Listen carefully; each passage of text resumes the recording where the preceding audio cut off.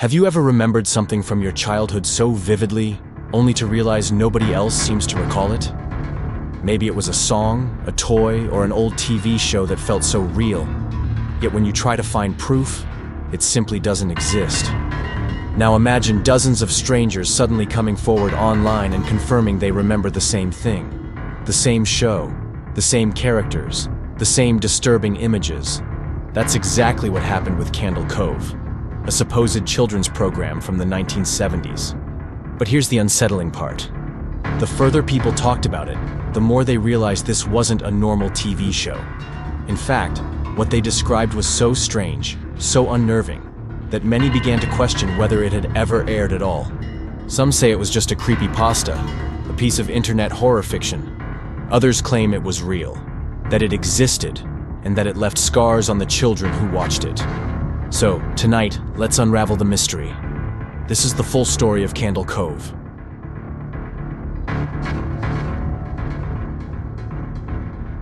The legend of Candle Cove didn't begin with an urban myth whispered in a small town.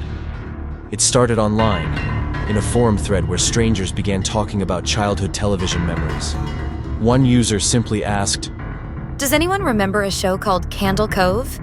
I used to watch it when I was 6 or 7.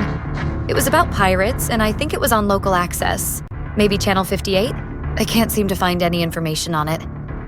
At first, it seemed like an ordinary nostalgia post, the kind of thing you see every day, someone trying to remember a cartoon or show from their past. But almost immediately, people started chiming in. One replied, "Oh my God, yes. I thought I was the only one. There were pirates, right? And a puppet ship?" Another added, Wait, wasn't there a skeleton puppet?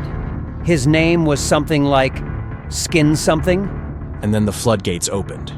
User after user jumped in, each recalling different fragments of the same disturbing program. And although the details varied slightly, the core elements were always the same. A pirate theme, cheap puppets, a strange skeleton named the Skin Taker.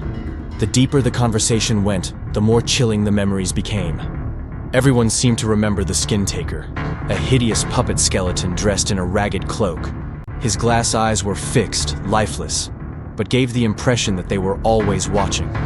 His jaw moved too much when he spoke, teeth grinding violently together, as though the puppet were made of metal instead of wood and cloth.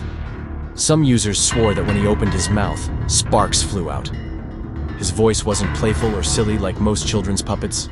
Instead, it sounded metallic and shrill, like steel being dragged across steel. And his dialogue?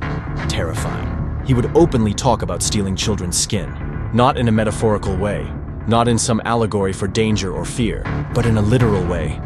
"I'm going to grind your skin," he would hiss. One person remembered him saying, "I take what I want, and I want skin." This wasn't a one-off line either. It was repeated throughout the show, almost like a catchphrase. Can you imagine being a child, sitting cross-legged on the carpet, watching this horrifying puppet talk about peeling off your skin, while believing it was perfectly normal Saturday morning television? And yet, the people in the forum all remembered it the same way, which begs the question, why would a children's program ever feature something like this? As the thread went on, more memories surfaced. One of them was particularly horrifying. A user recalled an entire episode that had no plot at all. No dialogue, no music, no jokes, no story, just the puppets, standing perfectly still, mouths open, screaming, for the entire runtime of the show. 30 minutes of nothing but puppet screaming. Other users immediately responded, saying they remembered the exact same thing. Some claimed the screams were high-pitched, distorted, almost painful to listen to. Others said it wasn't just the puppets. It sounded like children were screaming too, layered underneath the sound design. Think about that. An entire half-hour episode, broadcast to children, with no purpose other than to disturb. And yet, so many people remembered it exactly the same way.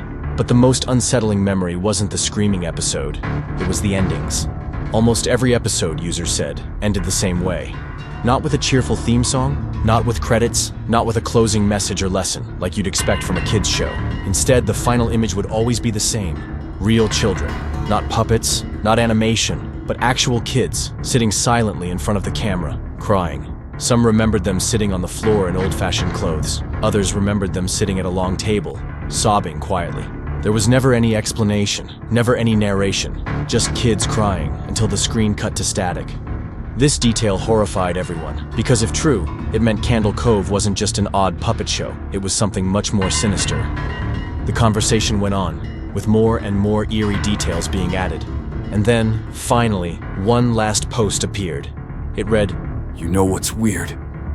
My mom says that when I told her I was watching Candle Cove, she would come into the room.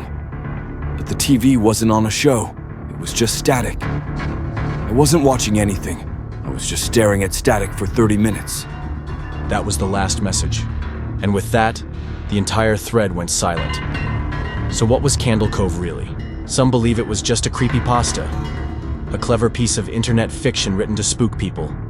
And to be fair, the original story was written by a man named Chris Straub in 2009. But others aren't so sure, because something about Candle Cove feels different from other creepypastas.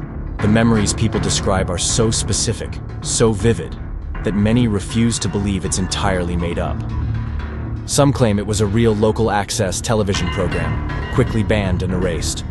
Others believe it was some kind of psychological experiment designed to see how children would respond to disturbing imagery. And then there's the most chilling theory of all, that the show never existed, that what people were really watching was static, and that something inside the static was watching them back.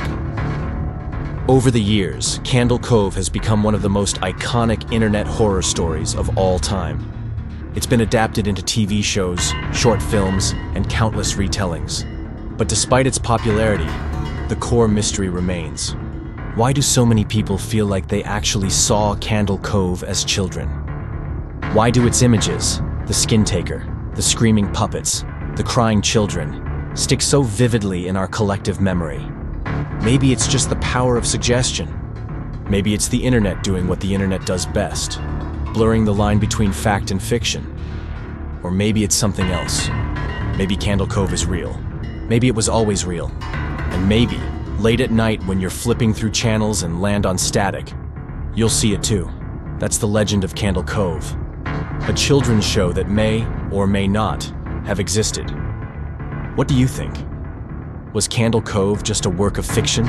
Or do you believe it could have been a real lost broadcast? Let me know your thoughts in the comments below. And if you enjoyed this story, make sure to like the video, subscribe for more deep dives into horror and folklore, and join me next time as we uncover another terrifying tale. Until then, remember, if you ever find yourself staring into static for too long, be careful, because you might not be the only one watching.